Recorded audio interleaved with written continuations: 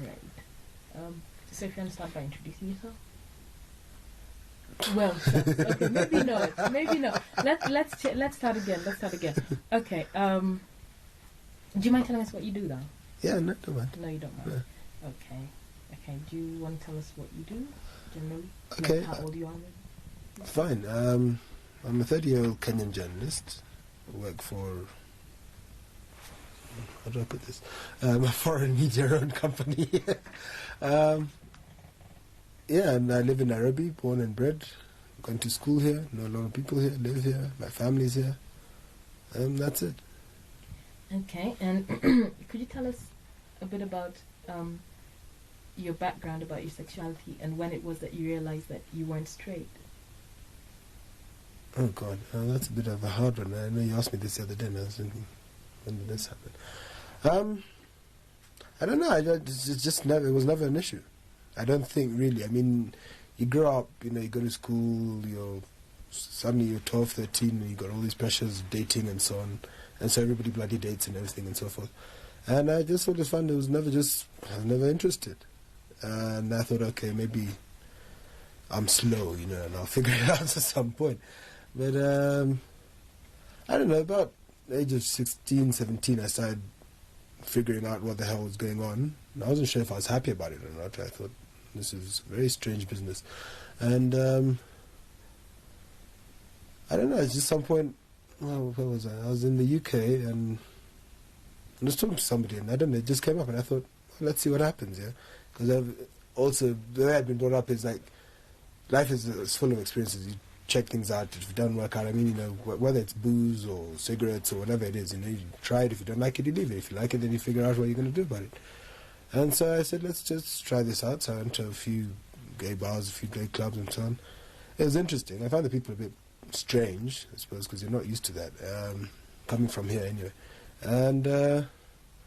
And by around the time I was 17, I was reasonably sure what direction I was heading in. And when I came back, aged about 20, I sort of knew where I was, and I thought, I'm back in Kenya where things are not so open, as it were. So, again, as I said, it wasn't really an issue. You just live your life. You do your job, you meet your friends, you do whatever you do, and you go on and basically you live in the closet. At least I did, anyway, for about 5 years. After which, even during that time, I know a lot of my friends and people who I hung out with, if they didn't know, they guessed or they worked it out their own way, because they just think, how come, we go out with Mongi and Let's go. Okay, so you go out with your friends and so on, and they begin to, they wouldn't ask you outright. Very few people would, because most people either don't know, don't want to know, or it's none of their business, which is fine. And you go out with your friends, and I think they start figuring out, wait a minute, this guy's never ever. I mean, he talks to girls and he's very friendly with them, but he never comes out and says, oh, this is my new girlfriend, or this is my girlfriend for this week, or whatever. There's people doing this town. And so I think some of them figured it out, but nobody ever actually asked me directly, which was fine with me. And since at that time, even if they had asked, I'd have denied it like hell. I wasn't about to put my neck out. And so then what happened? Gosh, about 5 years ago, maybe a bit more, maybe a bit less, I met somebody in Nairobi and we started going out, and I think a lot of people who knew me started figuring out, wait a minute, these guys are always together. What's going on here? I mean, it's one thing if you're always with your friends, yes, but then this is like getting too much. And a mutual friend sort of figured out what was going on and basically came and asked me, and we had a huge argument. I told them it was none of their business, and they felt it was. And then, then after a while, this same mutual friend decided that it was his business to go telling my relatives. And which is, I don't know, it pushed me to do something I was going to do, but I was going to do it in my own time. It just now made me push that much harder. So I told my cousins, to whom I'm very close, and they came and asked me one day, just in passing almost. And I thought, well, since I was going to tell them anyway, yeah, that's fine. So I said, yeah, it's okay. And they were like, oh, okay, it's cool then. And then one of them just said, so why the hell have you been so homophobic all your life? I was like, it's an act. That's what you do, you pretend that, not who you are. And so that went on okay. And then when was this? About a year ago, actually. a year and a half ago. My mother asked me, because I was getting to that age, you're a Kenyan boy, you're getting to about 30, and they begin to think, so when are grandchildren coming, and when's the wife coming, and the wedding, and all this nonsense, and looking at them. So my mum asked me, and I basically said, she asked me if I mentioned somebody, one of my friends was getting married or something, and she said, oh, what about you? And I said, I don't see it on my horizon. And she was a bit concerned, and she said, why? I said, no, it's just not part of, I don't see it being in my future. It might happen maybe 10 years down the line, I don't know. But right now I don't see it. So she point blank came out and asked me if I was gay, and I thought to myself, oh God, here we go. So I thought, okay, I'm going to answer her, and we'll have a huge fight, and she'll probably refuse to talk to me for the rest of her life. But then this is my panic situation. Even though I think, knowing my mother, I should have expected better. So I said, yes. So she said, okay, she was disappointed that she'd rather have, I was not, since I'm an only son and so on, but that she's cool about it, and she was okay. And at some point she told my sister and a few other relatives of mine who know. I mean, there are people you don't need to know. I mean, like your grandparents, they're old enough, they've got enough problems. They wouldn't understand it anyway. But no, my family's quite okay with it. Many of my friends know, and if they don't know, they suspect, and if they don't suspect, well, then that's fine. They live their life. It doesn't affect. I mean, I've always said one sexuality doesn't really affect everything else. It's just like if you like the color green, that doesn't mean that everybody else has to like it. You can be friends with people who like the color red, etc., etc., etc. It's like politics. If you're a communist and somebody else is a capitalist, it doesn't really matter. You can still be friends. So that's about it. People like, yeah. So on and so forth. Okay. Let's start. You have to start me. Yeah. Okay. Tell us a bit about that phase. Yeah, you know, for me, I mean, I started thinking about these things when I was about 16, 17. But I'd read a lot of books on psychology and stuff like that because it always interested me. And you start thinking, well, you're just going through a phase. If I can a phase, it's a teenage angst thing. You know, you're thinking, what's going on in my life? Your whole life is changing, really. When you go through teenage and becoming an adult and all this. And so I thought to myself, and there's a point where there was this girl at school who I had a crush on, of a very serious sort.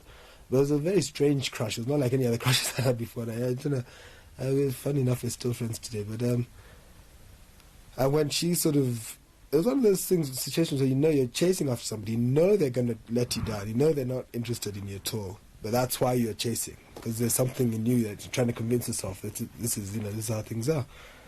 And sure enough, we stayed friends, but she told me, look, forget it, she treated me like I was her brother or something, that was it. And that's when I started thinking, yeah, maybe I should try the other option, which I didn't know what option it was, but I just thought, let me see what happens next. And, you go out, you meet some guys, and you start thinking, God, I'm attracted to these people. What the hell's going on? And you tell yourself, there's something very wrong here. Sit down, you think about it, you find material. You see, that's the good thing about being in the West. There's stuff that's open to you. There's material, there's counseling, there's people you can talk to, and so on and so forth. And I didn't go through all of that, but I found things to read, because I don't like sort of spreading my business everywhere. And I found stuff to read, and so on and so forth. And I said, okay, let me see what it's all about. And I went through it, and I found somebody. We had a relationship, I suppose you can call it, for about a year or so, and I thought, okay, this is pretty good. But even then, I wasn't ready to let, my family, my friends, or whatever know what was going on. As I say, some of them may have figured. I mean, they used to, I used to sort of disappear off, here and then. I said, I'm going to stay with a friend or whatever. And, okay, fine. Everybody does that, but I don't know what they thought. And then I came back to Nairobi, started working, and I sort of switched off that part of my life. I just said, well, this is, because I didn't know what the situation was here. I mean, all I knew is that they have very stringent laws and rules against it. I didn't know how people took it. Even though, having said that, I mean, growing up, my parents had friends who were gay. I mean, they weren't like, it wasn't announced in the streets or anything, but they were known to them to be gay and so on. And they treated them like everybody else. But you're still thinking, well, my parents may be very liberal, maybe it's not everybody else. Actually, I think I was asking. You're asking something. I was asking, but why did you not tell them at that point? What, when I was in UK or when I came back here? Well, both. Because for one thing, I wasn't 100% sure that this was like a final thing. I mean, talk about permanent state of change. So I was thinking, I don't know, maybe it's just a phase. Because I know people and I've come across people who've been through it just as a phase. And then again, I think, well, maybe I'm bisexual. I don't know. I wasn't. I really just didn't know, and I didn't think it was. I didn't feel right about telling my friends. I think at that time, if they'd asked me, maybe I'd have told them. But then I don't know, since it never happened. I didn't deal with it. And I come back here, and I'm working here, and so on. And despite working in a pretty liberal situation, I mean, journalists and people like those, media people, pretty liberal people they can take a lot of stuff and just deal with it. I just felt this is one thing which, because of various taboos and various traditions here, whether they're adopted taboos or taboos that people have just come up with all their lives, it wasn't necessary to push this down anyway. If somebody asks me, yes, okay, then if you confront me with it, then I'll tell you. But if you don't ask me, I don't see what it changes about anything. I'm still the same person. I still do the same job. I still do lots of things. Well, having said that, when I came back, I had very long hair, and nobody wanted to give me a job, so I had to get rid of that. But no, I mean, my feeling is who I am, what I do, has nothing to do with who I sleep with or why I sleep with them. I mean, if that was a situation, then you'd be questioning everybody. I mean, whether you're straight or gay or bisexual, it's like, why do you sleep with so-and-so, and what do you guys do in bed? It's none of anybody's business, really, at the end of the day. And so I didn't feel there was any urge to tell anybody. And also, then there was also the thing of people's reactions in this town. I mean, I'd noticed even just having conversations with friends and colleagues and so on, having conversations, and sometimes the idea of homosexuality came up, and most people would be so negative and so homophobic that you think, well, I like having these people as my friends, and I like working with them. And I wouldn't want to be in a situation where if suddenly they knew that I was and they didn't like it, or they reacted really badly, then I'd be working with people who I like but who don't like me anymore. And I mean, it's easy to say, oh, well, then they're fair weather friends and forget it. But then it's another thing of, you're a human being. You need to exist with other people. And if you're living in a situation where you're a pariah of a sort, then you just don't want to do it. So I didn't bother. I was, to be honest, I was scared. This is like not something I was going to go telling people. I mean, I'd met a lot of other people who were quite open about themselves and where they worked and so on, and then their colleagues knew, and it didn't really affect them. And I just thought to myself, well, you're braver than I am. That's it.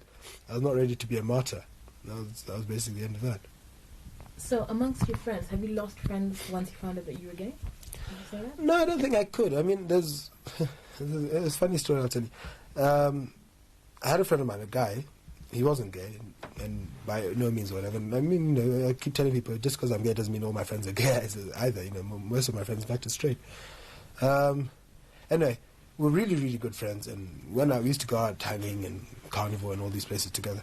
And at one time, some fellows cornered him and wanted to beat him up over some silly thing, which I didn't know anything about. But I'm the sort of person, if you're my friend, then I defend you. If someone's going to come and beat you up, then I'm going to beat them up for you first, or at least I'll get into a fight with you and we see what happens next. So, I stood up for him, and we sorted it out with these people, and we didn't actually get physical or anything, but we sorted it out. And then he started going out with this girl, who I got to know and so on, and became really friends. And one day, she obviously, because women have this intuition thing about guys, I don't know what it is, but they've got it.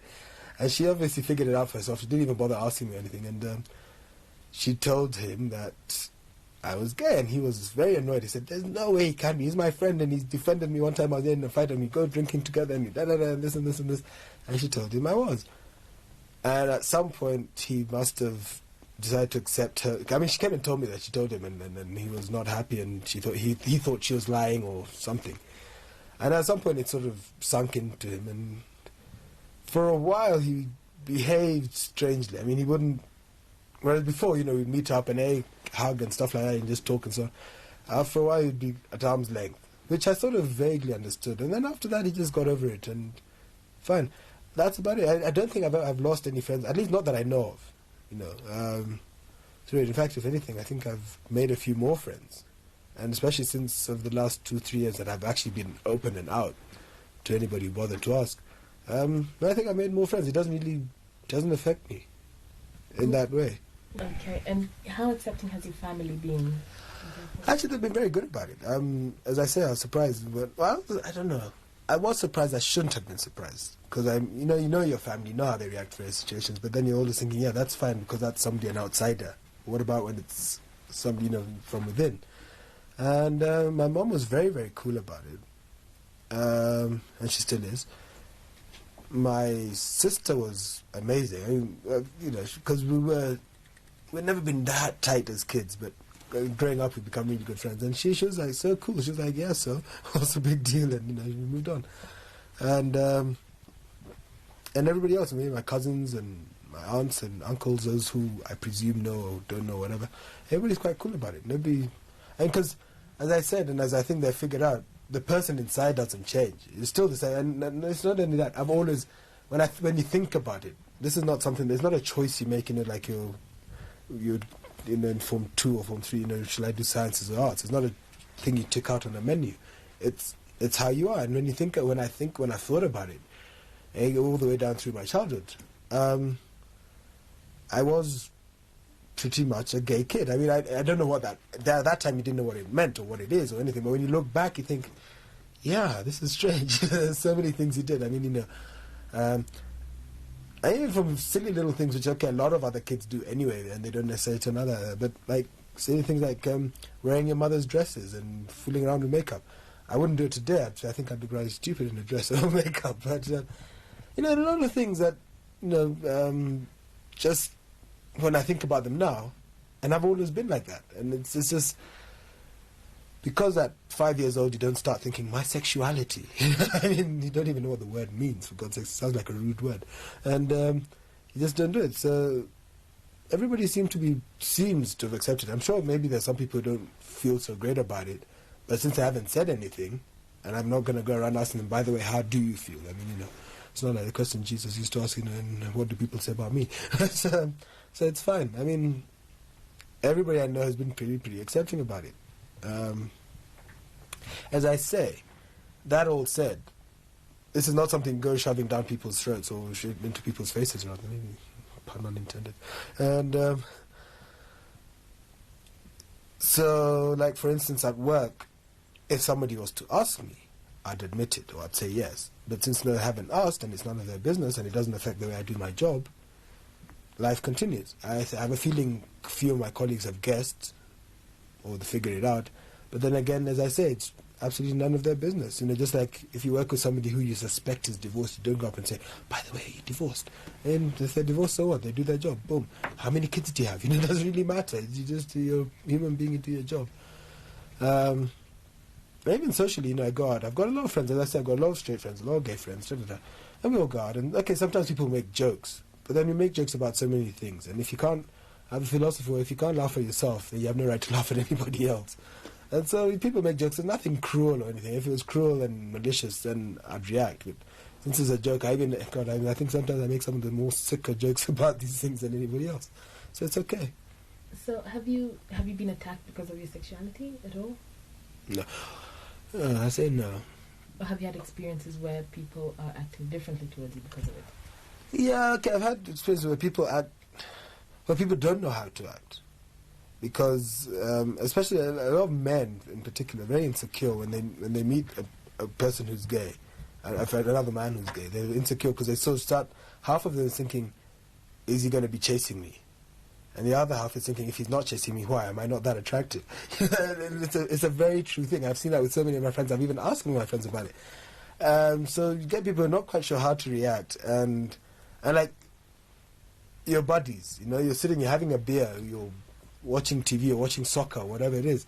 And they're not quite sure. Some of them are looking at you and thinking, how come you're watching soccer?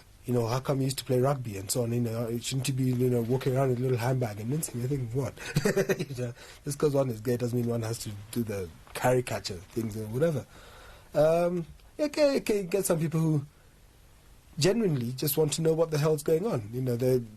They watch you and they say, so do you find that one attractive? You said, no. And you think, which is, in a way, you sort of understand, but because it's something so different to their experience. But another way is just look at them. Guys sometimes ask them, what, do you find every woman in here attractive? No. Fine. There's that one you find attractive. You have reasons, and there's that other one and so on. But I've never really been attacked for it. I can't say I've ever been attacked for it. And where do you see your personal life going? Do you want to get married? Do you want to have children? No, actually, I don't. I don't know. Children would be interesting. I mean, there's a couple I know here who they're a gay couple, and they adopted a kid. And I thought, okay, that's a very sort of noble, sort of nice thing to do. But one day this kid's going to grow up and go to school, and they have parent-teacher meetings, and what's going to happen then? But I don't know. Maybe those practicalities will not be such a big deal by that time. This is 5 years down the line. Myself getting married, I don't see it. It's possible, but I don't see it. At least not. No, I don't see myself getting married and having children. No. I mean, I think there'll be enough children around. I don't need to add any more to this world. And okay, you can never really tell what the hell tomorrow's going to bring, but I don't see myself getting married or having children. Even adopting? No. No, I don't know. Adopting children. Children, you know, I have this philosophy about children. They're very nice when they're very small and you can manipulate them. Then they get to the age where they can manipulate you. You don't have them around. No, I mean, I don't know. I'm not dead serious about it, but I don't know. I don't think so. I mean, as it is already, I have enough nephews and nieces to spoil and to play around with, and, you know, when they're around, they're fine. And I don't know. And if I had a kid, you know, I'm a gay man, I have a kid, this kid's going to go through so much shit, so much hell. You know, I don't need to, sorry, you're going to have to bleep that out, that it's not necessary. I mean, it's bad enough, at least when I was growing up, it was bad enough if your parents were divorced or separated, or you're from a single family, you know, a single parent family. Some kids could be, and kids can be cruel. Some kids could be really cruel. So I'm sort of thinking, this kid's running around school and people saying your dad is gay. You know, it's like, the kid themselves may accept, the kid itself may accept it, but it's hard. You know, you've got another 30,000 kids or 30 other kids running and shouting things at you, and kids can be very cruel. I know, because I was one and I was very cruel myself. It wouldn't be fair. It wouldn't be fair. Maybe, I don't know, maybe if things changed and laws changed, but you know that you can change laws, but you can't change you can't change people's hearts. You can change the law. Tomorrow you could have a law in Kenya that says yes, like they have in South Africa, you know, everything's fine, it's no problem. But that doesn't mean you're going to stop people thinking what they think and, you know, believing what they believe. You can't legislate people's hearts. So no, I'm not going to have kids. I'm not going to get married. If I do, fine, I'll come and tell you about it. I'll invite you to the wedding. Okay. Do you change or shall I go on? Yeah, we have speed there. Okay. Are you religious? It's a hard question. Not really. Not overly. I'm not an atheist.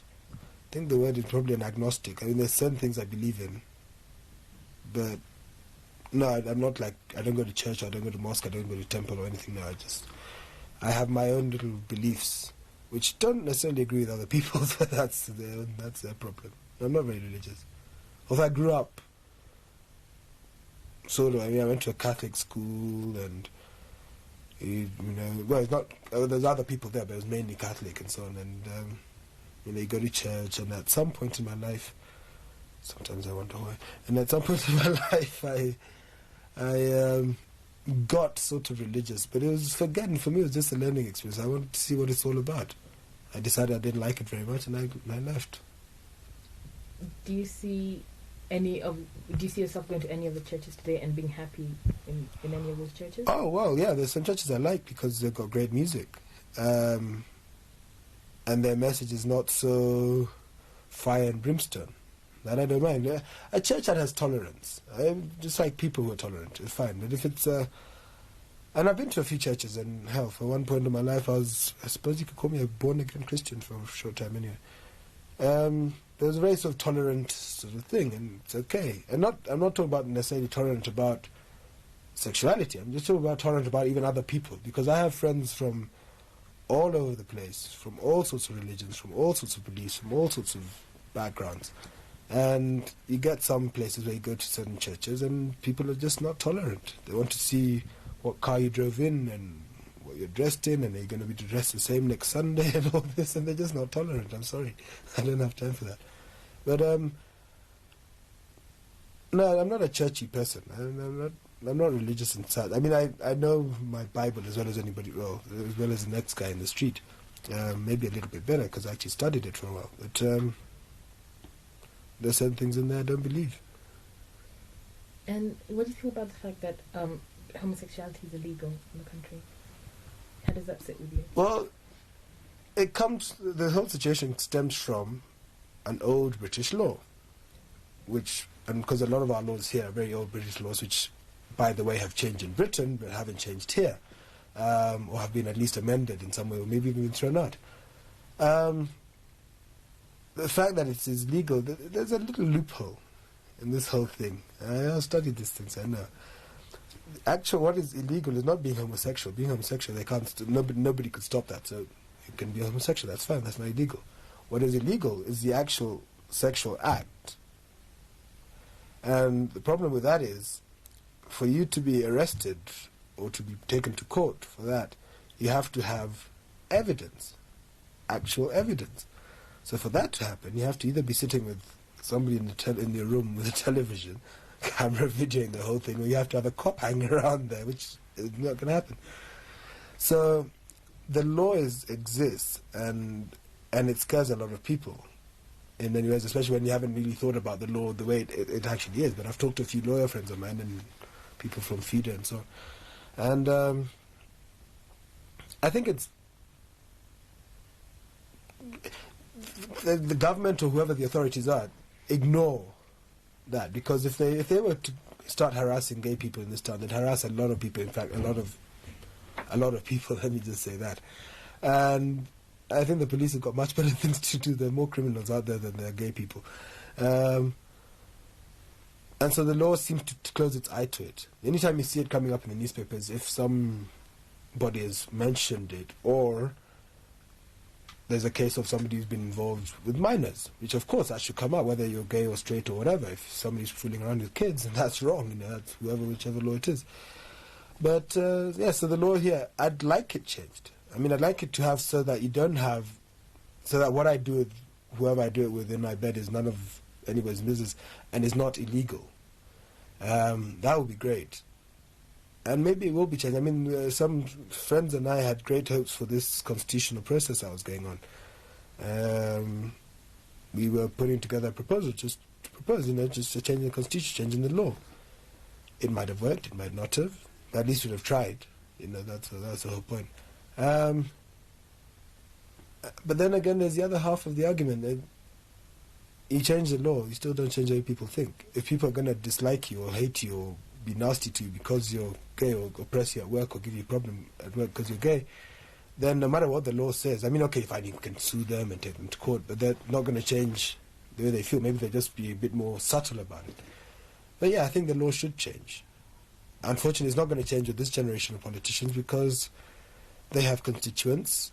A lot of their constituents, as you know, in this country, they're very seriously Christian or very seriously Muslim, and it just doesn't sit well with their constituents to change it, even though on an intellectual level they think, yeah, great, we should change it, but these are the guys who are voting for them, they don't want to scare them. That's like why when people started talking about abortion the other day, or legalizing prostitution the other day, God, there's a huge hoo-ha, because it's everybody knows it's a sensible thing to do, but nobody wants to be the one to stick their neck out and do it. So, the gay community in Zimbabwe and South Africa, for instance, are very vocal about their rights and that they should be recognized. Despite the fact that in Zimbabwe they have laws even more stringent than ours here. And that the president goes on precisely abusing them. Yeah. Do you see us getting to that point where the gay community will then say... I'd love it if it came there, and it maybe eventually will. Maybe this interview and things like these would help. But from the members of the gay community I know, and I know a lot of them, and from those who are open to those who are not, most of them I couldn't see, like, for instance, a parade on Kenyatta Avenue in a year from now. I don't think so. I don't see it. Most of them are so... for instance, I have There's this, in fact, it's like a scarf actually. There's this rainbow flag, which is supposed to be just a little sign. And I think there's one car in Nairobi that has, the thing is, most people, because it's not part of our culture here, nobody knows what it is. One person in Nairobi has it. When some people figured out what it was, they're like, take it off. And these are the same people who are very open about themselves, but I couldn't see it. I mean, maybe Maybe in 5 years' time, maybe in 6 years' time, maybe in a decade from now, perhaps. But now, what could make it happen? I mean, okay, a year ago, the gay community, God, that's such a strange term, but because this isn't really a community in the proper sense of the word, but a few of us got together and we used to just have a drink, with a few other people and so on, in a certain place, and we'd invite people who we knew or suspected to be and tell them, look, just come, you can be comfortable, you don't have to worry about people going and telling your friends or whatever, it's just cool, you can have a drink or whatever. And it worked well for about 3 months. Then people got cold feet and various other things happened and a lot of people just decided they didn't want to be involved. Fair enough. Maybe had that momentum continued, maybe. Then again, Kenya has changed a lot in the last 20 years. I mean, we've become a very conservative country. If you think back, well, I don't know if you were there, but if you think back to the 70s, for instance, you used to have, just on a very normal level, you had a place like, for instance, the Sombrero Club, where you had a striptease act. For whatever politically correct reasons or not, you had stuff like that. People are very liberal. The law hasn't changed. You can still have one if you want, but nobody's going to do it anymore. But if that liberal trend had continued through the 70s, and today I don't think we'd be where we are. We'd have different situations, but the recession, the economy and so on made people become very conservative and people are just not doing it. But I'd love to see, for instance, somebody with the guts to start even just a gay newsletter in Nairobi. The funny thing is, you can actually get gay magazines in Nairobi quite openly sold to you over the counter. You go to Chumi, or you go to Nakumat, or any of these little shops you have these days that sell convenience stores or whatever. And you go in there. There's a magazine called Attitude. You can buy it. It's right open. It's right next to GQ and Cosmopolitan and Woman's Zone or whatever it's called, and it's there. And you think it's funny. You can buy that really openly, and the people who are selling it know what it is. And it's obviously selling quite well because otherwise they wouldn't have it in so many places. But this is where the law closes its eyes. If the law wanted to, they could stop it. It's not pornographic or anything. It's just like a GQ or Esquire or Cosmopolitan. It's a style magazine. Only this is aimed towards the gay community. But, it's just there. But nobody in Nairobi is ever going to start something like that. Because they fear that if they did, they'd be closed down overnight and people would be afraid to buy it and people, wouldn't want to touch it. I don't know. Okay. People tend to be afraid of what they don't know. Oh, yeah, sure. So if the laws were changed, then it should force people to think about this and realize, gosh, okay, they're not really monsters and it really doesn't matter, like you said. Yeah. So do you not think that if the law was changed, that would also... It might eventually, yes. I mean, it wouldn't be an overnight change. I mean, people wouldn't just say, okay, now the laws change, it's fine. No, it would take a while.